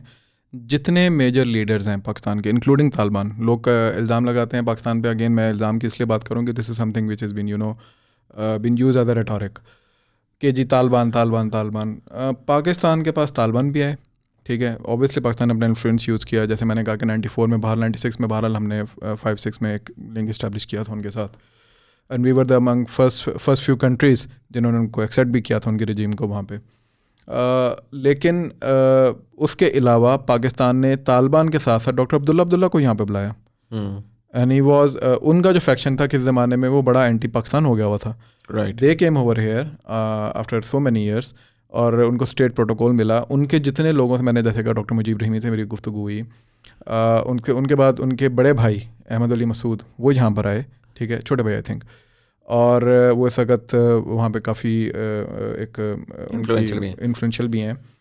उनके साथ डॉक्टर अब्दुल लतीफ़ नज़री साहब हैं, वो वहाँ के काफ़ी मशहूर जर्नलिस्ट भी हैं और वाइस प्रेसिडेंट के लिए उन्होंने, उनके साथ मेरी मुलाकात हुई. उनके भी ऑलमोस्ट, और वो हज़ारा कम्युनिटी से हैं, उनके भी ऑलमोस्ट यही ख्यालात हैं. इसके बाद जो मेरी मुलाकात हुई है वो करीम खलीली साहब जब आए थे तो उनके साथ मेरी टीम के कुछ लोग जाके मिले थे. एक मीट द प्रेस था, उसके अंदर जाके बड़ी डिटेल में मुलाकात हुई. He again remain the vice president of Afghanistan and right now he is one of the faces of Hazaras over there. Right. इसी तरीके से ये ताजिक हज़ारास, इनकी मैंने बात कर ली. Dostum is the only thing, the only person जो कि अभी तक पाकिस्तान नहीं आया. वो इंडिया गया है, पाकिस्तान नहीं आया. राइट. उसके अलावा तालिबान यहाँ पर आए. तो ये जो मेजर पॉलिटिकल प्लेयर्स हैं, ठीक है, और फिर रजीम के साथ तो हम ज़ाहिर बात कर ही रहे हैं, गनी साहब से भी बात कर रहे हैं, फॉरेन मिनिस्टर की भी मुलाकात हो रही है, प्राइम मिनिस्टर भी उधर गए, प्राइम मिनिस्टर इमरान खान वहाँ पे गए. मतलब आप इसे अंदाज़ा करें कि प्राइम मिनिस्टर इमरान खान ने कितने फॉरेन टूर्स किए हैं. The only prominent foreign tour UN के अलावा जो इमरान खान का है वो काबुल का है. राइट. तो दिस शोज़ कि पाकिस्तान इस वक्त सीरियस है, कि पाकिस्तान चाहता है कि काबुल के अंदर अमन है. इमरान खान की आज की नहीं, पिछली जब की भी आप तकरीरें उठा लें, before even coming to power, he always said the peace in Kabul means peace in Pakistan. And this has been resonated in establishments language as well. जो हमने एस्टैब्लिशमेंट की भी डेफिनेशन बताई है, उसकी लैंग्वेज में भी यही चीज़ नज़र आती है. इस्लामाबाद सिक्योरिटी डायलॉग हुआ पिछले दिनों, वहाँ पर मोहित यूसुफ साहब ने भी यही बात की, वहाँ पर प्राइम मिनिस्टर ने भी यही बात की, और वहाँ पर आर्मी चीफ ने यही बात की. उनकी तकरीर में से कुछ और एलिमेंट्स को निकाल के ज़्यादा लताड़ा गया, लेकिन जो एक्चुअल स्ट्रेटेजिक एलिमेंट्स थे with regards to Pakistan geo economical factor, वो अफगानिस्तान से रिलेटेड थे. तो कहने का मकसद ये कि पाकिस्तान इज़ वेरी सीरियस. अभी असद कैसर साहब, he is the speaker of national assembly right now. I am not talking about the person, I am talking about the office. Right. उस ऑफिस के अंडर एक पूरा डेस्क है जो अफगानिस्तान को डील कर रहे हैं. राइट. ठीक, दिस इज़ अनप्रेसिडेंट. राइट. और वो ट्रांजिट ट्रेड्स के हवाले से जितने भी मामलात हैं उनको वो हैंडल करता है. उसी सिलसिले में वो पिछले हफ्ते जाना भी चाह रहे थे, अफगानिस्तान गए, एयर स्पेस से वापस आ गए. उसमें भी कुछ चीज़ें बाद में निकली हैं. बड़े मज़े की बात है कि उस हमें ये सिखाया जाता है कि अफगानिस्तान के अंदर शायद पाकिस्तान के ख़िलाफ़ बड़ी एक नफ़रत पाई जाती, स्केप्टिज़म है डेफिनेटली. असद कैसर साहब के रिटर्न के ऊपर उनके स्पीकर असम्बली ने बाकायदा एक्सप्लेनेशंस कॉल की मिनिस्ट्री ऑफ डिफेंस से और एयरपोर्ट सिक्योरिटी चीफ से और सारा कुछ. इसाफ के पास इस वक्त उनका कंट्रोल टावर है, उनसे दे आर इन्वेस्टिगेटिंग इट. ठीक है, एक अप्रोर था वहाँ पे पॉलिटिकल एलिमेंट्स का कि यार ये क्या हुआ है. तो अभी मेरा ख्याल है कि आज जैसे तालिबान यहाँ पर हैं, तो मेरा ख्याल है कि संडे को भी हमारा एक दोबारा डेलीगेशन जो है वो जा रहा है वहाँ पे, एक हाई प्रोफाइल डेलीगेशन इस संडे को, कमिंग संडे को. राइट. तो बताने का मकसद ये है, ये तमाम बातें कि पाकिस्तान की जो एफर्ट्स हैं, ठीक है, वो बहरहाल सामने है. बाइडन ने अपनी तकरीर में कहा कि specially Pakistan has to do more about Afghanistan. It's a kind of do more which we don't appreciate. लेकिन ये है कि बहरहाल they also understand कि पाकिस्तान की pivotal position है. Peace in Islamabad means peace in Kabul and peace in Kabul means peace in Islamabad. We are both interdependent. इसलिए आजकल हम एक थीम भी बना रहे होते हैं कि there is a kind of shared destiny for both of us. वो shared destiny या तो mutual destruction है या वो mutual progress है. Right. तो ये हम लोगों को बहुत अच्छे तरीके से पता है. And what do you think is the current? You've already explained that, but just to sort of recap that, you've met a lot of these different factions, and you've probably read about what their narrative is as well. Again, for an average person, उस दिमाग में ये आता है कि अफ़गानी जो लोग हैं, अफ़गान जो हैं वो बड़े नाशुक्रे हैं, उनको पता नहीं हमने क्या किया, और वो बड़े पाकिस्तान हेट्रेड है पाकिस्तान के लिए वगैरह वगैरह वगैरह. At this point in time, what is their opinion about Pakistan and Pakistan's role? ज़ाहिर है कि like you said कि could have been a very simple role. आप किसी एक फैक्शन जो सबसे पावरफुल फैक्शन होता है उसको उठाते, आप कहते हैं कि यार जब भी जाएंगे ना तो जितनी बंदूकें हम कर देंगे, तुम्हें पैसा हम देंगे, और खामोशी से बैठे रहो, और कोई डायलॉग शायलॉग की ज़रूरत नहीं है, बस बदमाशी ऐसी की तैसी. पर वो नहीं हो रहा. राइट. आज COS जो हैं उनकी मुलाकात हुई अफगान एम्बेसडर से. Right. ठीक है, तो मतलब this shows the concern and the seriousness from Pakistan side. From Pakistan side, and it's And not I even- met the Afghan ambassador as well a month ago, the current Afghan ambassador जो कि पाकिस्तान में मौजूद हैं, अली खेल साहब. He was telling me on his meeting as well कि यार जब से मैं आया हूँ मुझे मुसलसल जो है वो कभी किसी की तरफ से कार्ड आ रहा है, कभी स्पीकर की तरफ से आ रहा है, कभी जो है वो कहता है आज मुझे आर्मी चीफ की, जब मैं मिलने गया कहता है आज मुझे सुबह सुबह आर्मी चीफ की तरफ से फूल आए हैं. Right. So what does this show? This shows कि we जो हमारे यहाँ एक परसेप्शन है कि हम अफगानिस्तान को अपना बगल बच्चा समझते हैं और यार ये तो बस एक रैग टैक्सी है, कॉरिडोर है, बफर जोन है. हमारी स्ट्रेटेजिक थिंकिंग चेंज हो चुकी है. Right. The paradigm shift in that. अगर कहीं था कि यार अफगानिस्तान को बगल बच्चा समझना है तो वो ख़त्म हो चुका है, नंबर 1. तो हमें लोगों को भी यही समझना चाहिए. Right. ठीक है. और दूसरी बात यह है कि अफगानी नमक हराम नहीं है. ये हमारे यहाँ खाम खा के ट्रेंड्स चलाए जाते हैं अनफॉर्चुनेटली. देखो यार बात यह है कि अगर कहीं पे भी दुनिया के अंदर एक शख्स उठ के टेररिस्ट एक्टिविटी कर देता है and he turn out to be a Pakistani, तो हम क्या करते हैं? हम सारे उसको कह देते हैं कि यार हमारे से कोई ताल्लुक नहीं, he is a terrorist, he has nothing to do with Pakistan or Right. he does not represent those values जो कि हम रखते हैं. And same goes for Afghans. हमने उनको एक वो स्टीरियोटाइप कर दिया हुआ है कि यार जो भी पाकिस्तान में एक्टिविटी होती है, और बड़ी हीनियस एक्टिविटीज हुई हैं जिसके अंदर अफगान्स पकड़े गए हैं, but it does not mean they represent Afghans values. तो ये तो एक हमें ये स्टीरियोटाइपिंग ख़त्म करनी चाहिए दोनों साइड से. नंबर 1, जो बिगेट्स होते हैं ना ये इस तरह की हरकतें करते हैं. दूसरी बात ये कि बहरहाल जैसे उनके हमारे यहाँ रिजेंटमेंट्स हैं उनके हवाले से कि यार उन्होंने कुछ ऐसी पॉलिसीज़ अभी भी हैं कि उनकी रजीम के अंडर जो है वो सलीम साफ़ी साहब ने बड़ी एक मज़े की बात बताई, वेरी रिनाउंड जर्नलिस्ट, PTI के तो खैर वो बहुत सख्त खिलाफ हैं, लेकिन बहरहाल ऑब्वियसली उनका अपने एक किरदार है बहुत सारे मामलात में. He told me that when Karzai was the president and he met him in Afghanistan, तो कहते हैं कि जब मैं उनसे मिला तो मैंने उनसे बात की और मैंने उनसे पूछा कि आप क्यों नहीं इन टेररिस्ट जो TTP के टेररिस्ट हैं इनको रोकते हैं.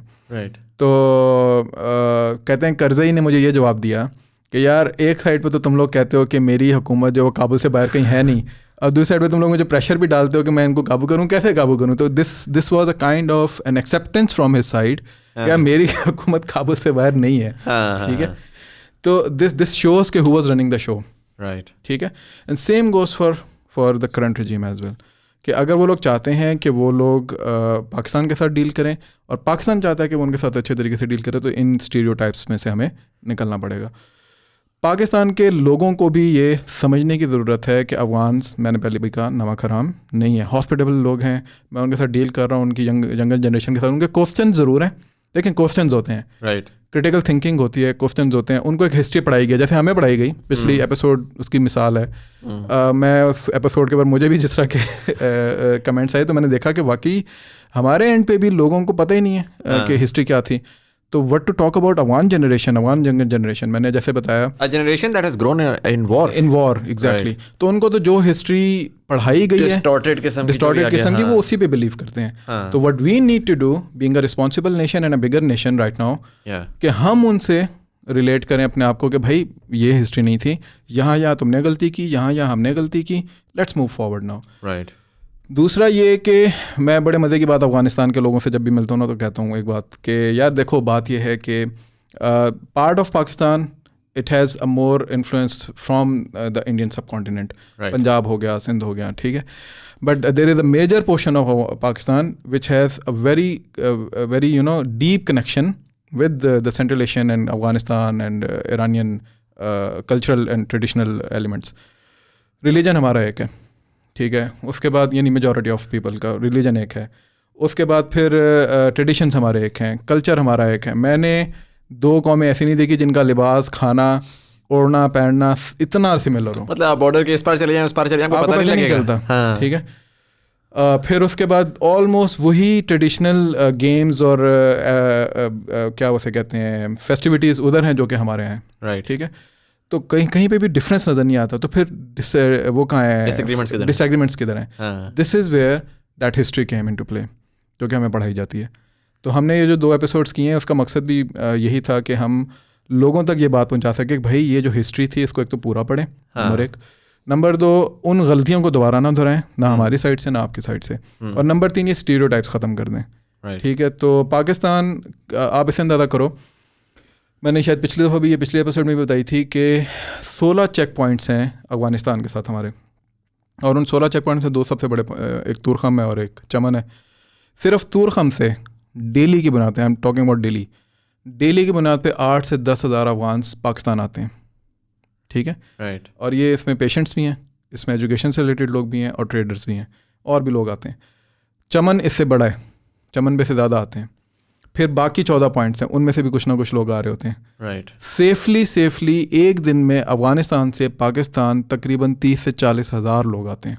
राइट। इतनी कम्यून जो है वो लाहौर और इस्लामाबाद में नहीं है लोगों की। राइट। दो मुल्कों के दरमियान इतनी कम्यून होने का मतलब क्या है? इसका मतलब है कि we are interdependent, number 1। Number 2, हमारी ट्रेड जो थी वो $7 बिलियन पे थी, ठीक है, बिकॉज ऑफ वो जो हमारी पॉलिसीज आ गई हैं। हम जो हर दफ़ा एक बम ब्लास्ट होता है तो पूरी बॉर्डर सील कर देते हैं। अब तो फेंसिंग भी, खैर अब तो फेंसिंग से तो ज़रूरी भी थी। कभी अफ़गानिस्तान के रजीम के साथ हमने जो है वो कर दिया कि जी कि तुम लोग गुजर के दिखाओ यहाँ से, तो उन्होंने कहा ठीक है, नहीं गुजरने दोगे, हम सेंट्रल एशिया चले जाएंगे, हम तुर्की चले जाएंगे, हम कहीं और चले जाएंगे, ईरान चले जाएंगे। तो वो भी हमें खुमादा भुगतना पड़ा। That drop down from $7 billion to $2 billion. Right. किसका नुकसान हुआ? उनका तो हुआ ही हुआ, हमारा ज़्यादा हुआ, और स्मगलिंग बढ़ गई, और वो सारा स्मगलिंग बढ़ गई। तो ये तमाम वो एलिमेंट्स, फिर एजुकेशन और बहुत सारी चीज़ें। अभी पिछले दिनों इंडिया से 3,000 बच्चे उनके पढ़ के आए अफगानिस्तान के, और उनकी मिनिस्ट्री ने जब उनकी डिग्रीज वेरीफाई की तो 3,000 बच्चों की डिग्रियाँ जाली निकली, ठीक है। तो ये इंडिया उनके साथ कर रहा है। हाँ। हम क्या कर रहे हैं कि हमने अभी 10,000 स्कॉलरशिप्स और दी हैं उनको, 70,000 उससे पहले पढ़ा चुके हैं और मुख्तलिफ फील्ड्स के अंदर पढ़ा चुके हैं। इस वक्त अफगानिस्तान की ब्यूरोक्रेसी के अंदर top officials, most of them are alumni of either Quaid-e-Azam university और इस्लामिक यूनिवर्सिटी। राइट। तो हमने क्या, फेलियर कहाँ पर है? फेलियर हमारा है कि हम वो कनेक्शन डेवलप नहीं कर सके जो कि हमें करना चाहिए था। डिप्लोमेटिक फेलियर्स हैं हमारा अनफॉर्चुनेटली जो डिप्लोमेटिक एक प्रोग्रेसिवनेस होनी चाहिए थी, प्रोएक्टिवनेस होनी चाहिए, वो नहीं थी। एंड दैट इज़ वाई हम फिर उसको बाद में कवर अप करते हैं कि अफगान नमक हराम है, अफगान ऐसे हैं, अफगान वैसे हैं। उनके अपने एलिमेंट्स हैं भाई, ठीक है, उनके अपने नेशनल इंटरेस्ट हैं, हमारे अपने नेशनल इंटरेस्ट हैं। इनको कन्वर्जेंस कहाँ पे लेकर आनी है, ये स्मार्ट लोगों का काम है। विन ढूंढना है ना। अगर आप ये करेंगे कि मेरी विन हो जाए, दूसरा जो है वो जलील हो जाए, तो दैट्स नेवर गोना हैपन। और इसे ये मैंने सारी इतनी तमहीद बांध दिया ना, ये मैंने इसलिए बांध दिया कि it is the reason that Pakistan is very very serious for a peaceful transition of government and withdrawal of US forces from Afghanistan and a peace inside Kabul. Pakistan कभी भी नहीं चाहेगा कि वहाँ पे क्योस हो। हम 80s भी भुगत चुके हैं, हम 90s भी भुगत चुके हैं, हम 2001 से लेके पिछले 20 साल की जंग भी भुगत चुके हैं। We don't want any more war. Right. And I think जो हमारी अब नेशनल डॉक्ट्राइन है economic security and economic connectivity sector है हमारा, बिल्कुल एब्सोल्युटली। तो उसमें I know for a fact कि not only is Afghanistan a huge market for Pakistani products, but also if Afghanistan is huge on raw material, on minerals and a lot of those things, and वहाँ पर Pakistani expertise काम आ सकती है आने वाले दिनों में। एनर्जी कॉरिडोर जो है वो पाकिस्तान का अफगानिस्तान है, टापी का जो मामला है। उसके अलावा CPEC को हमने ऑलरेडी कहा है कि हम एक्सटेंड करना चाहते हैं। चाइना की ईरान के साथ ऑलरेडी BRI के हवाले से डील हो गई है। चाइना के लिए transit route again it is Afghanistan. Right. तो Afghanistan will remain a linchpin to every strategy that we have to make about geo-economic factor. Yeah, and not just for Pakistan, for the entire region, which is why we're seeing now Turkey getting involved, Iran being very actively involved, China is now involved here as well. Russians अभी पिछले दिनों लारोव आए हुए थे, उनके जो foreign minister थे। Right. तो उनका जो मेजर पॉइंट था सारी डिस्कशन का, it was again Afghanistan peace process. तो जितने रीजनल स्टेक होल्डर्स हैं, they will be looking towards this thing कि हमने किस तरीके से अफगानिस्तान के अंदर पीस लेकर आना है। Nobody wants war anymore, including Pakistan. I think it's and if there is a spoiler, we all know that. तो उसके ऊपर नज़र रखनी है, बस उसके ऊपर नज़र रखनी है। Makes a lot of sense. Salman भाई, थैंक यू सो मच, आपने बड़ा डिटेल में ये किया। वी गोना डू, मुझे पता है इसके ऊपर नीचे कमेंट्स आएंगे कि मतलब भाई आपने हमारे साथ ज्यादती की है।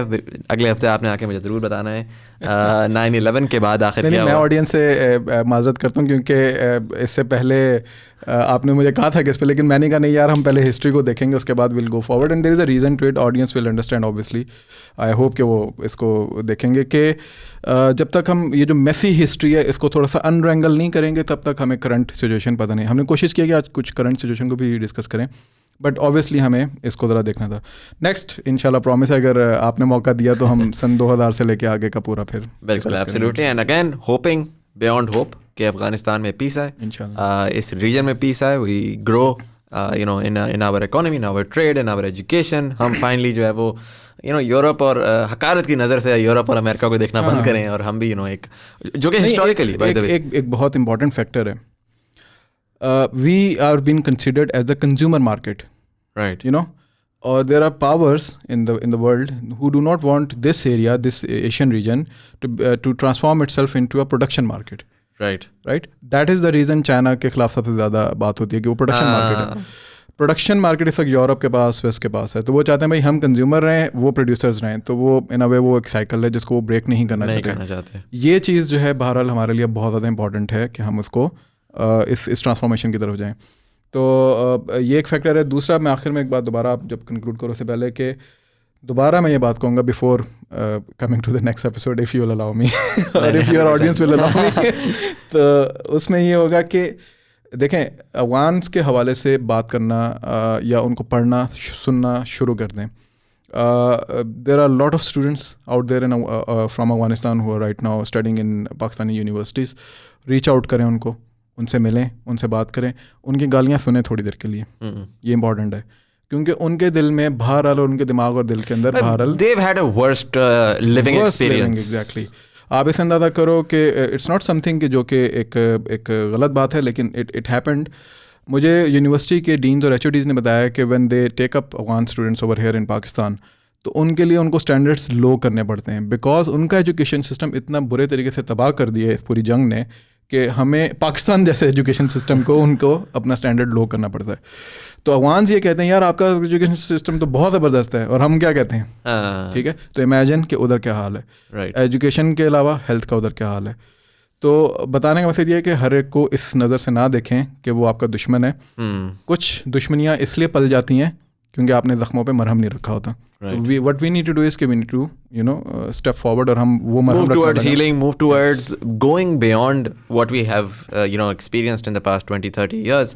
And again, like I said, कि inshallah in a peaceful Afghanistan, I'm sure कि Pakistan will have a very positive role and definitely a very important role to play in the rehabilitation and the rebuilding of the once great nation. Afghanistan.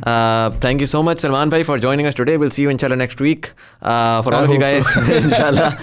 For all of you guys watching this episode, अगर आप यहाँ तक पहुँच चुके हैं तो पहले तो मुझे आप कमेंट सेक्शन में ये बताएं कि आपको आज की डिस्कशन कैसी लगी, और आने वाले दिनों में आप सलमान भाई से पर्टिकुलरली और अफगानिस्तान और रीजन के बारे में क्या सुनना पसंद करेंगे. इसी के साथ साथ जो यूट्यूब पे हमें देख रहे हैं, लाइक का बटन दबाएंगे, एंगेजमेंट बढ़ेगी, ज़्यादा लोगों तक हमारी कॉन्वर्सेशन पहुंचेगी. ऑडियो प्लेटफॉर्म्स से सुनने वाले सब्सक्राइब का बटन दबाएंगे तो आने वाले एपिसोड्स की आपको नोटिफिकेशन मिल जाएगी. इसी के साथ साथ नीचे दिए गई एक लिंक है फेसबुक की, जिसमें हम different links, different articles, different feedback share करते रहते हैं और पढ़ते भी हैं. So if you want you can join our little community on Facebook. But anyways, this was Syed Muzammil Hasan Zaidi.